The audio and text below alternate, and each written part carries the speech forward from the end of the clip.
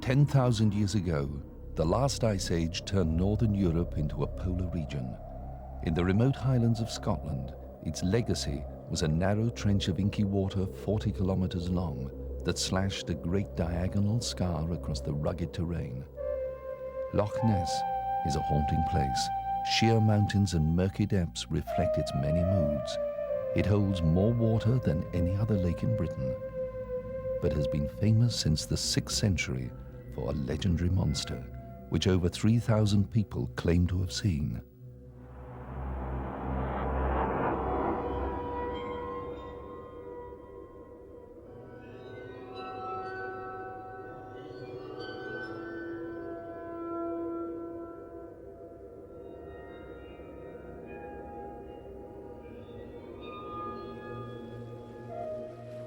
Few scientists have dared to risk their reputations in serious study of the Loch, worried they'd be labeled monster hunters. But now science has overcome its shyness. Dr. Glenn George, with other leading scientists from the Freshwater Biological Association, is part of a bold venture to explore this immense volume of water. He believes the featureless surface hides a complex underwater world, which behaves like two different lakes on top of each other.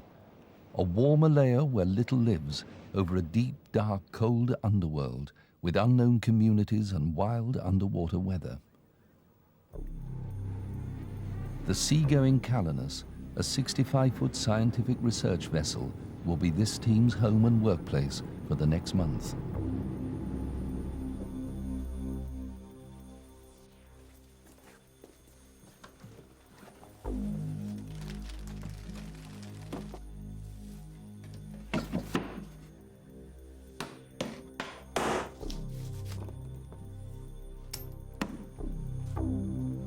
Most freshwater lakes are cut off from the sea, but Loch Ness is different.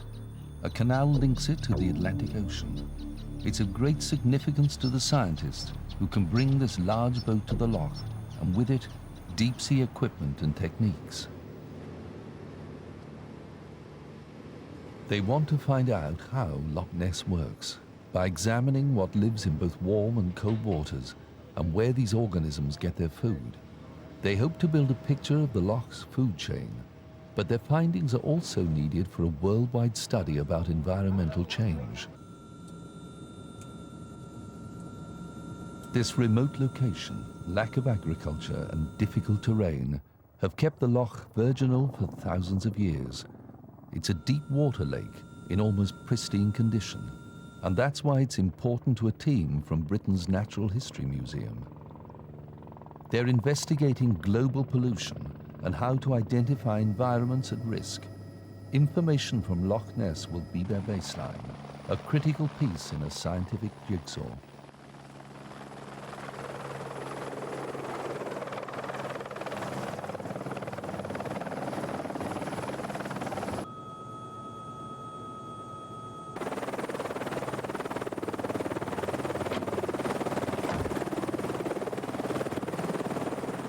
Actually, we've come to Loch Ness because it's one of the most interesting pieces of fresh water in the United Kingdom.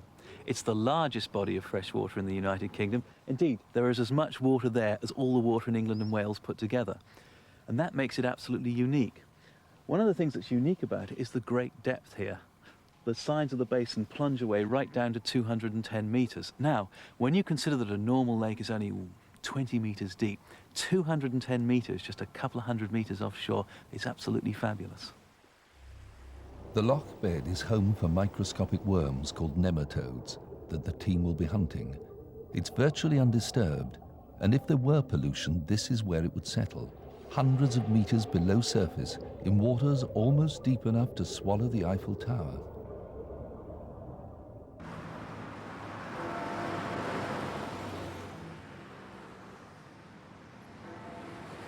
Dr. Lambshead and his team are at the cutting edge of their science. The Natural History Museum is famed as a tourist attraction, but is driven by hard-headed science, and sometimes myth can have value. Nessie in a way is quite useful to us because people get attracted to Loch Ness because of Nessie, and hopefully, although Nessie draws them in, they'll actually get attracted to the real monsters that are in the loch. They're very tiny and they're very important, and they're called nematodes. Nematodes are microscopic worms found everywhere, from the highest mountain to the deepest sea. Many of them are parasites like roundworms, but their importance to this expedition is that they're sensitive to pollution but not destroyed by it. Communities of nematodes adapt. If their environment becomes polluted, some species of the worm disappear and others take their place. Discovering which ones live at the bottom of a pristine lake will give science a starting point of purity to work from when trying to assess pollution. Just at this point here, we've got the central plateau separating the northern basin from the southern basin. How deep is that? Yes, that's about 150 metres. Still pretty deep then. Yes, oh yes, quite good. We can then move up into the northern basin, which is considerably deeper. You go down to 200 metres. And if we have time, we can move along, we go further north up to Urquhart Castle. Urquhart Castle lies on the northern side of the loch, the scene of many sightings and this photograph, taken in 1955 by bank manager Peter McNabb. A black, undulating, or rather a dark-coloured, undulating creature, a live creature. I lifted the camera, took this shot, which was naturally rather hazy because I had to hold this long focus camera. There's camera shake, excitement, and all the rest.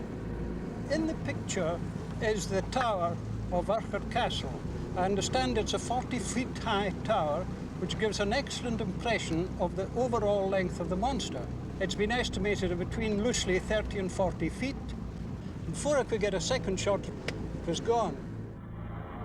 Of all the monsters reported around the world, Nessie often seems closest to discovery. But could the sightings simply be misinterpretations of natural phenomena? Dr. Susan Blackmore is a psychologist. Her expertise is visual perception, and she's often called on to examine claims of strange sightings.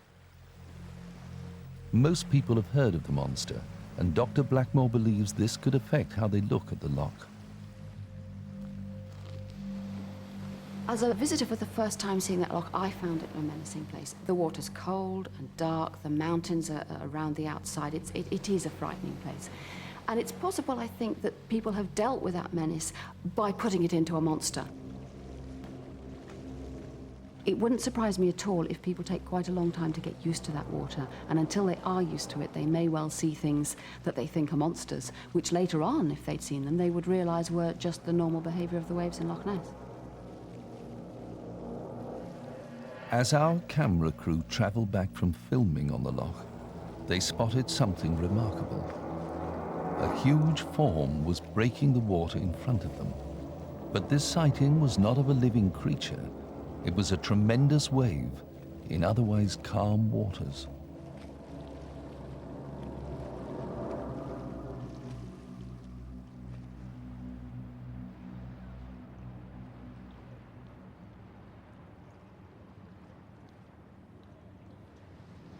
To actually to work here as a scientist is very exciting. There's been very little done in the Loch, but now we want to have a good look at what makes Loch Ness tick. Dr. Colin Bean is the fish expert on board the Calanus. He's here to trawl for fish at different depths, to find out what they are and how they survive.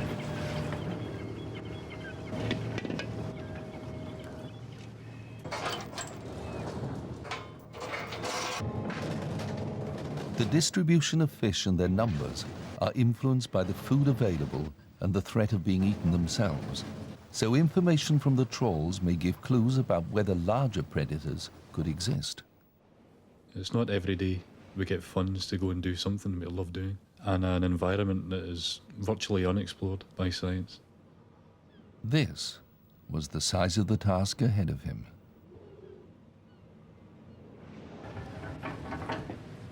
Dr. Bean expects to find mostly Arctic char, which belong to the salmon family. They were one of the first colonizers of northern lakes after the Ice Age. Something in it, eh? What do you got, Colin? Do you know what we've got, lads? going to believe this, but will he? Oh, no.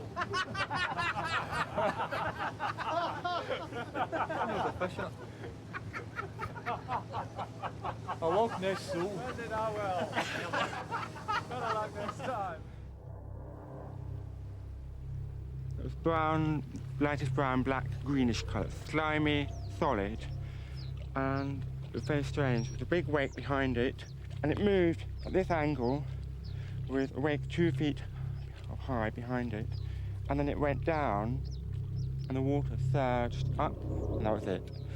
And I couldn't, very difficult on Loch Ness, it's very difficult to measure the size of these things. Luckily, on that same day, exactly in the same spot, I saw one of the swans swimming on that point, and the swan was only 2 feet high. It was more than twice to 3 times higher, taller than the swan. The thickness of the neck was thick as your thigh, 3 times again thicker than the swan's neck, and so altogether it was about 7 feet high. It's a tiny head. You could just see it, but it was just basically a long thin neck getting thicker at the bottom, and a small head, but I couldn't see anything else on it. We know that when people look at patches of water, it is very, very difficult to know how far away something is or what it is you're seeing. For example, if we haven't got much information, then we have to judge size by apparent distance or distance by apparent size. And this is precisely the situation we have at Loch Ness. Scientist Diane Hewitt is pragmatic about the monster. She's responsible for equipment that will help to map an unexplored underwater world. She tolerates Nessie for the sake of her science. Well, I suppose the bottom line is if it wasn't for the Nessie legend, there'd be no interest in the lake and we wouldn't have been able to come up here and work. There is no way in Britain today a scientist would be able to put together a programme like this out of the kind of normal funding. It's got to be special funding. And if special funding is built on the back of the Nessie legend, but the outcome is good science, fine, you know, go for it. The team are interested in plankton, small organisms that drift in the water and provide food for the fish. Working round the clock, they want to chart the movement and location of these plankton to throw light on the loch's ecosystem and its food chain, and ultimately help them understand long-term environmental change. Our work at Loch Ness really supplies one piece in a very large jigsaw. So the work at Loch Ness is a very small part of what is really a very challenging task, to understand our past and to predict what changes we may expect in coming decades. An instrument fitted with a range of sensors was used to collect samples. The scientists were curious about a layer of organisms that ran the length of the loch. This so-called scattering layer was suspended in the warmer water about 30 meters down. Precise records were kept of where and when each sample was taken, the skipper recording an exact log of the ship's position, so the distribution of plankton could be plotted. The hours on board were long and arduous, not least for John the cook, who provided constant hot meals to fuel the expedition. Thanks, Colin. Cheers. How's the lot day? That's it. Right, thanks. Cold outside today. Can't leave the equipment not working, so I'll get it this day. Yeah.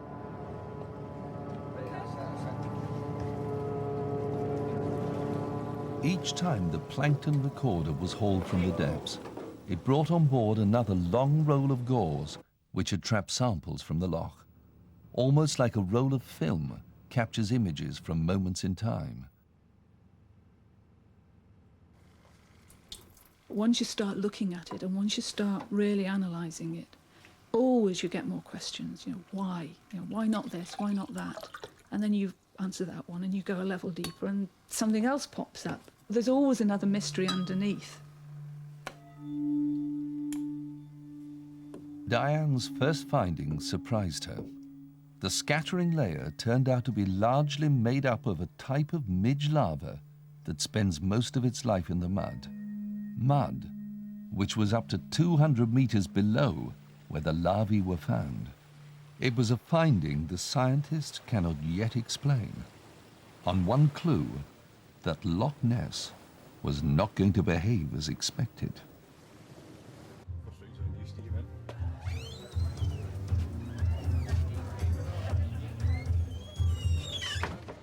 I'm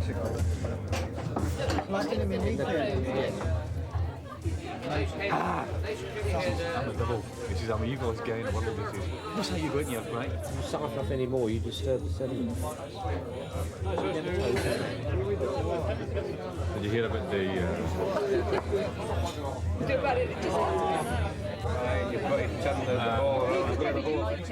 The secrets of Loch Ness were pulling together leading scientists from three important disciplines: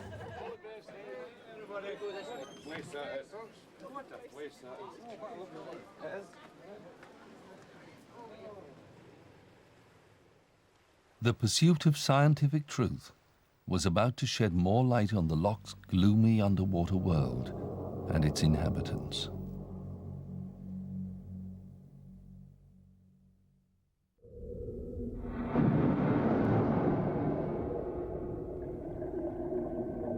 Just 10 meters down, Loch Ness is pitch dark. The scientists are working blind, so they use the sensitive ears of sonar to scan the depths.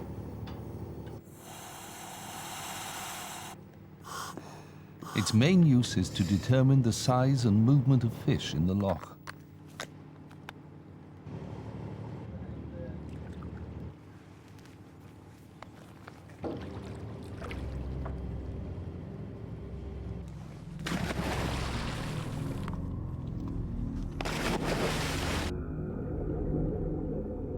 My buddy Gordy and I went down to 10 metres and I totally lost him. He couldn't have been more than 6 feet away from me. Couldn't see him, couldn't see my hand in front of my face, couldn't see my dials. It's like going into a black hole, you know. It was really scary. Not a very pleasant experience at all.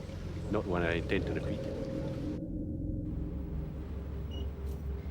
If we look up in the top right-hand corner of the screen here, we find this large red mass. This is actually a diver that is swimming underneath the transducer at this very moment in time. The diver is very large and red, which indicates a very strong signal. The fish, by comparison, are very small and blue. It's a very weak signal return. Sonar sends out ultrasonic waves, which are reflected back by objects underwater. You don't get a feel for the actual size of the loch just by looking across from shore to shore. You don't get an appreciation of the depth of the loch. It's extremely dark below 15 metres. You get no way of knowing what's going on below the surface. You could actually hide a herd of elephants in there and never come across them with the sonar. The pencil beam of sonar can sample only narrow sections of the loch. Interpretation is difficult, and false echoes can be generated. A previous sonar survey uncovered strangely regular readings on the loch bed. They've been dubbed the footprints, and it's thought they could be connected to wartime military exercises at the loch.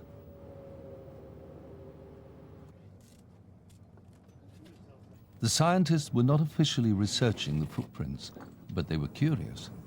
So just as they'd used sonar to listen, they now sent the sea owl to look.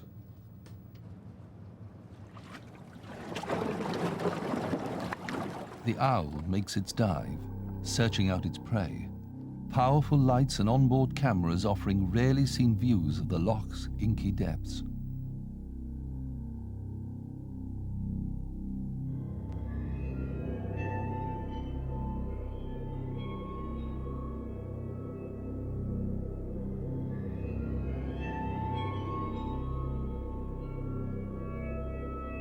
The location of one of the sonar readings was targeted. Then came the moment of discovery.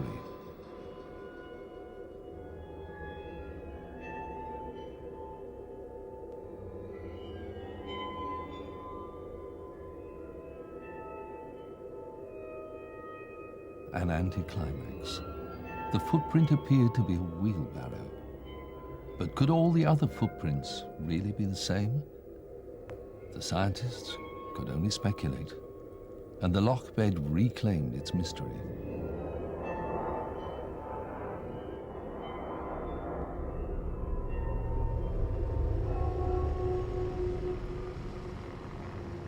The loch bed and its secrets are also the target for the natural history team. They want samples of mud, and with it the nematode worms that live there. The loch's peaty depths have lain almost undisturbed for thousands of years. The deep sediment, a natural history archive trapping information from the past.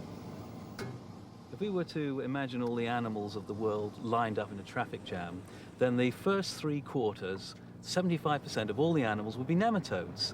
The other 25% would be mostly beetles, and then there'd be a few unimportant things like human beings and chickens following up the rear. In the sea, there can be 10 to 20 million nematodes in a square meter of mud. Such enormous numbers are of value to the scientists for statistical analysis, because the larger the sample, the more accurate the result.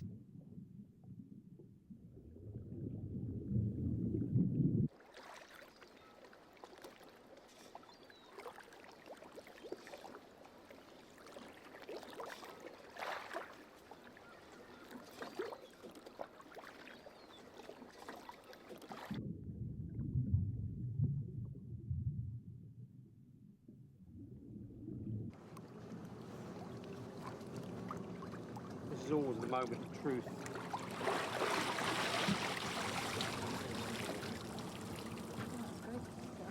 Look at that, crystal clear on top. They are actually really good. They're four perfect cores. 26, right? It's not too disturbed.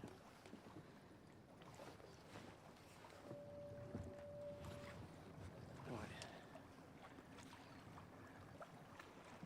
I'm glad Steve suggested this method. Yeah.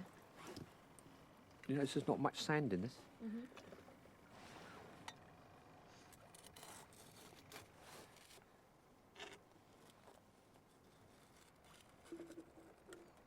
Beautiful.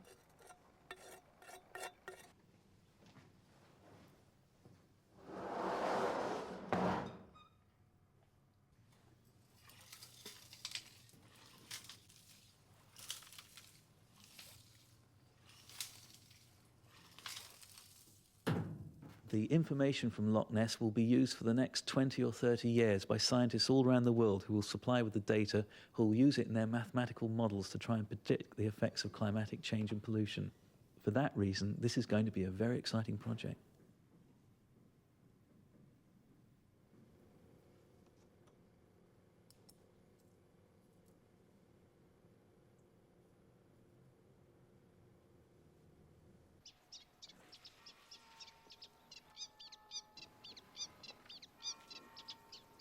I'm just a sad man. Fish are really the only things I'm interested in, and whether they're alive or whether they're dead, I don't really matter. I don't really care.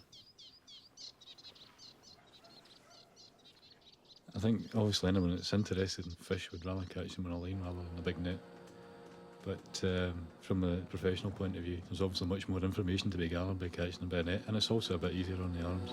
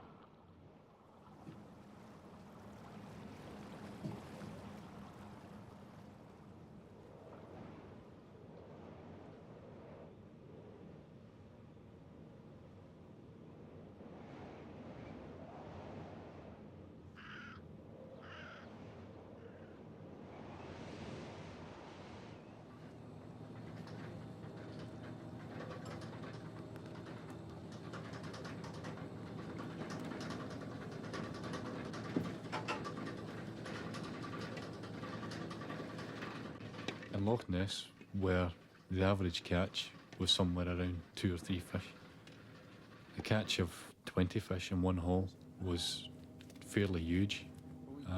very exciting and most welcome at the time.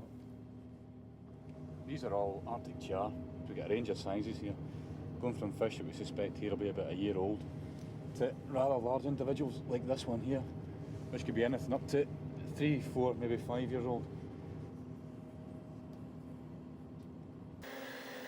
A lot of people think that Loch Ness Monster, if one exists, is a plesiosaur because some of the shapes that have been seen in the water appear to be humps with a long neck, and that, of course, is the nearest equivalent shape to a plesiosaur.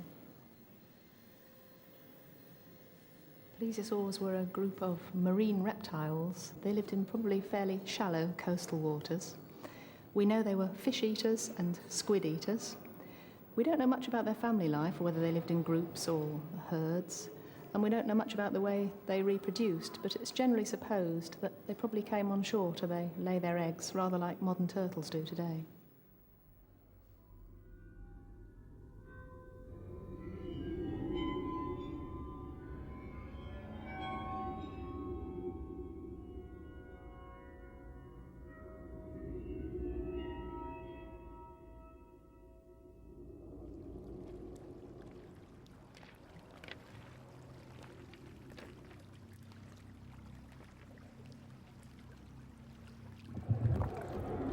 I saw a head sticking, it was a good foot out the water, and it was very sort of square. And I would say it was quite a dark brown, and then it just went under, just completely disappeared. And the ripples just went right out the loch and then brought this waves in at a funny angle right up onto the shore, and that's what made us just jump back. I know what I saw, and it was a definite living creature in that waters. Absolutely couldn't have been anything else.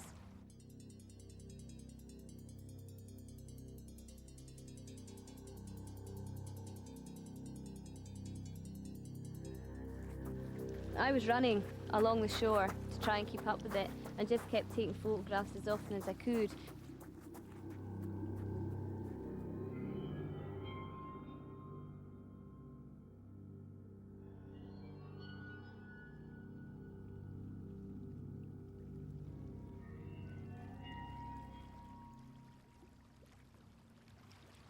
I feel in some way a chosen person, almost confusing it with a religious sort of experience, because I feel that no one, again, will see what I saw, exactly where I saw it and when I saw it, obviously. I feel very special. It makes you special. You're different from everybody else. You've seen it and they haven't. If the monster is there, what else might be there? The Tooth Fairy, Father Christmas. I mean, it's bringing up all these other things that we have to, as sensible adults, put to one side as fantasy. But here's one of them come true.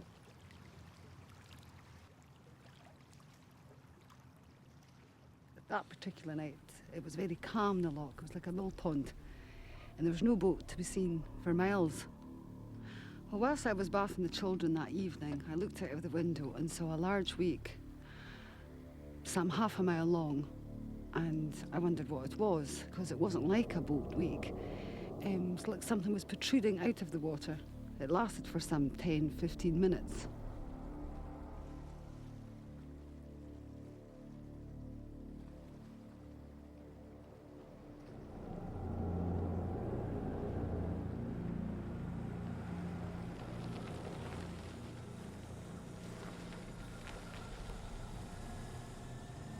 I saw a big hump in the water and I said to my dad, "Look, there's the monster." James shouted, "Look, there's the monster." And obviously I didn't believe him at first, but when I looked round and looked out across the loch, which was quite clear at that point, although we were coming in towards trees, I could see this giraffe-type neck coming out of the water, probably about 6 foot high, with a body coming off it very high out of the water as well, probably about 20 odd feet, 20, 30 feet long, and a wake coming off it, going nice and slow, brownish in colour, sort of tiki brown.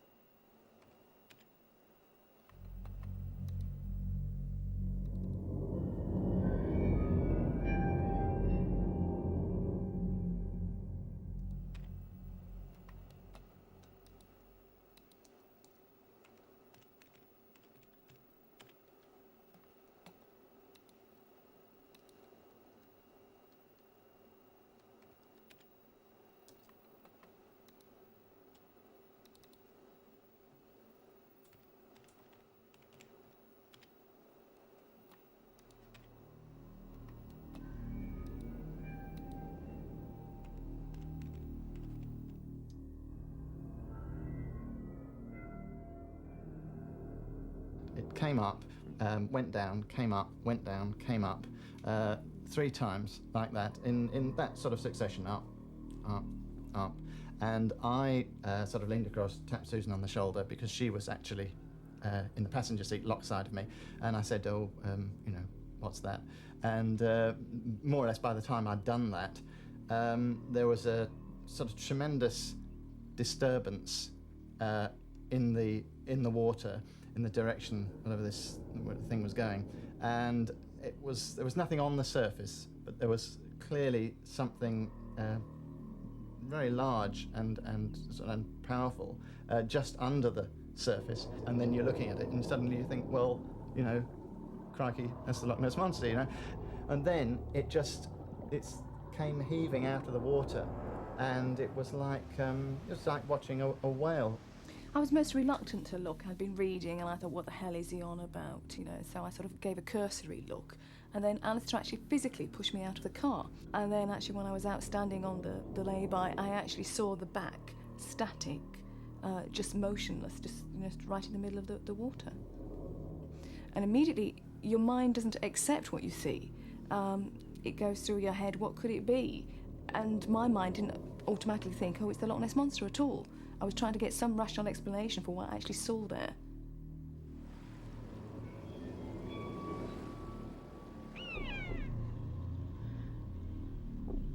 When you actually come up here and are confronted with the reality of the place, and you see what a spectacular setting it is for a monster myth, with the ruined castle, high mountains, this mysterious dark water, and then very soon I think the scepticism starts to bite, and you think, well, really, you know, for heaven's sake, this is the ideal place for this monster myth to develop, and all they've been seeing is boatwrakes and birds and all the rest.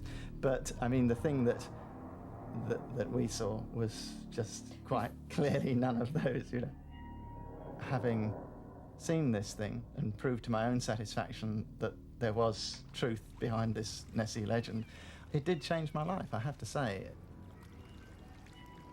People are very certain about things that they should not really be certain about, because that's what happens as people tell and retell accounts. You don't remember how things actually appeared to you at the time. You remember the way your brain has saved an economical version of it. And then you go on and tell that, and it becomes more clear, precise, and with a great deal of certainty as time goes on. It sounds such an exciting thing. Oh, you go looking for Nessie, but actually, when people, if anybody sits down and does it for longer than 5 minutes, they realise what a absolutely mind-numbingly boring thing it is. I mean, anybody who says it's interesting sitting for 4,000 hours looking for the Loch Ness Monster, they aren't doing it properly. You know, it isn't. It's very, very dull. It's tedious in the extreme.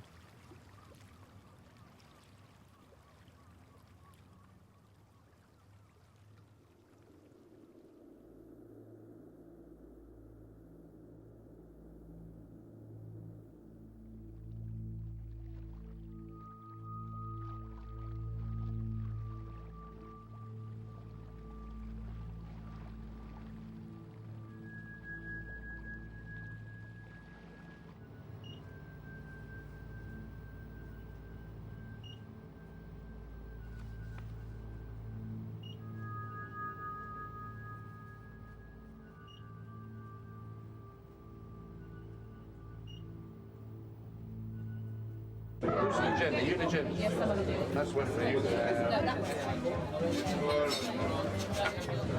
G&T. You're right.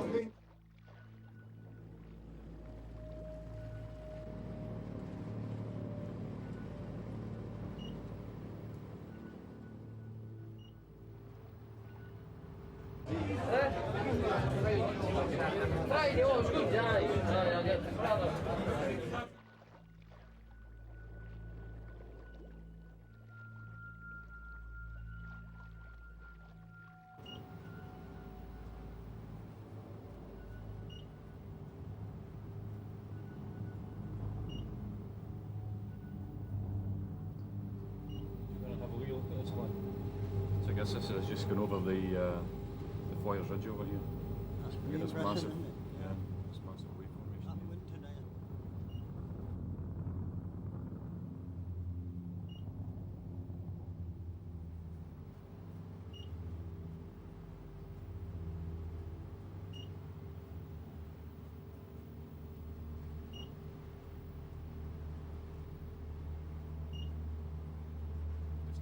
But to actually see something unfold in front of you that you've only seen line drawings of, but very few people have actually seen, obviously it was a wonderment for both myself and for Glenn.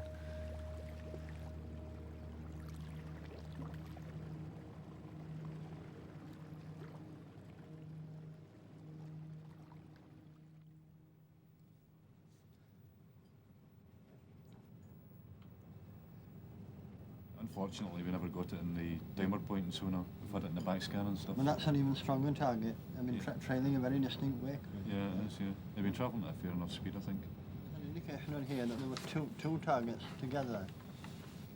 Yeah. You see, there's another V coming behind. Yeah, yeah. And I think there's an indication that there may be another target here. Yeah, well, funnily enough, there's one here. Well, from the sonar trace that we got, we had an extremely hard hit, followed by a quite pronounced wake. Obviously, I thought it may well have been a fish, but fish don't have wakes. It's something unusual. Neither of us can explain exactly what it is.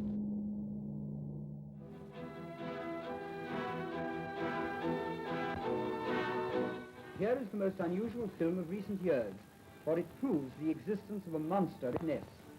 Climatic conditions and exposure day and night to bleak and stormy weather affected our film, which accounts for the misty results.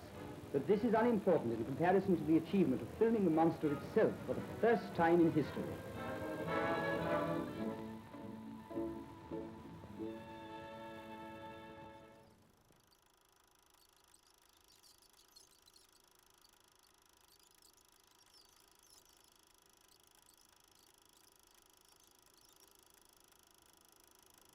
Like a black anaconda, that's what it looked like. Came out of the water like that, and then it went down, and there was a boil of white foam.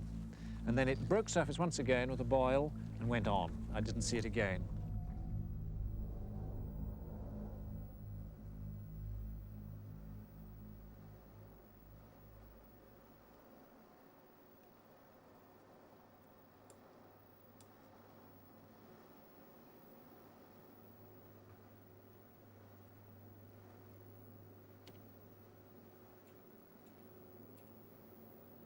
And one thing I did notice, behind the object, there appeared to be a shadow, which wasn't obvious from the positive image.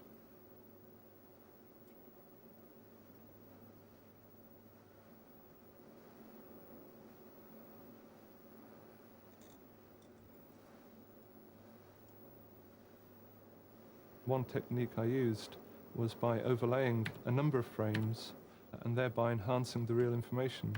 And the shadow now became a distinct shape. Before I saw the film, I thought the Loch Ness Monster was a load of rubbish.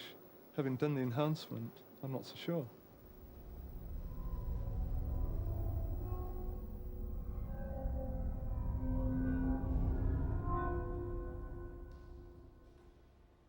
I don't think it's at all likely that there's a plesiosaur living in Loch Ness. Loch Ness has only existed for the last 10,000 years, since the last ice age. And the last plesiosaurs died out about 70 million years ago. So we've got an awfully long gap.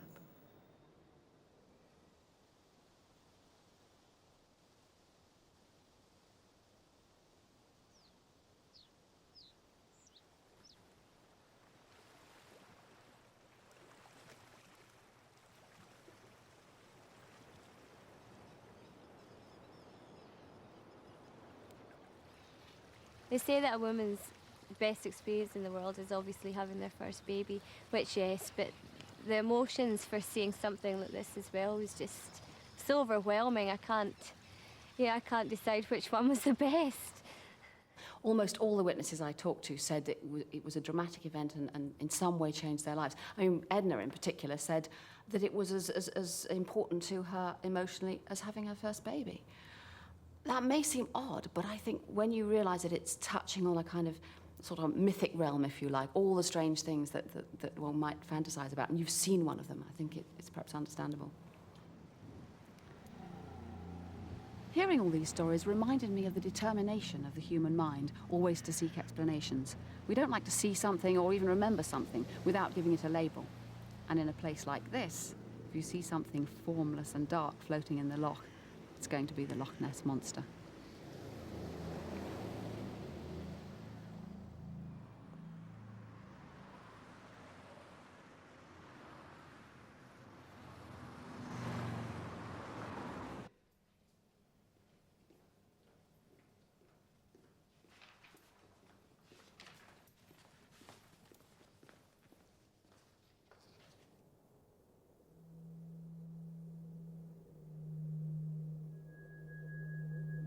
What's important is the 60 to 80 million scientific specimens that we store here.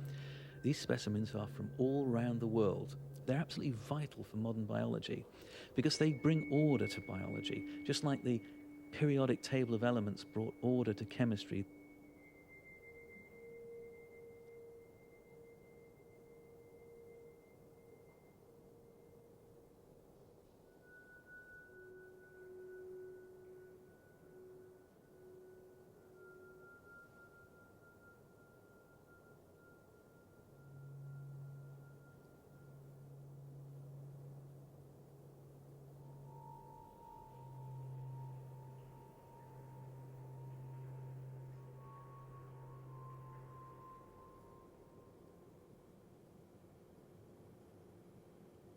We've only looked at a few hundred animals so far from the loch, but already we've found 23 different types of nematode there, and one of them seems to be a completely new species. That is, it's never been discovered before anywhere in the world.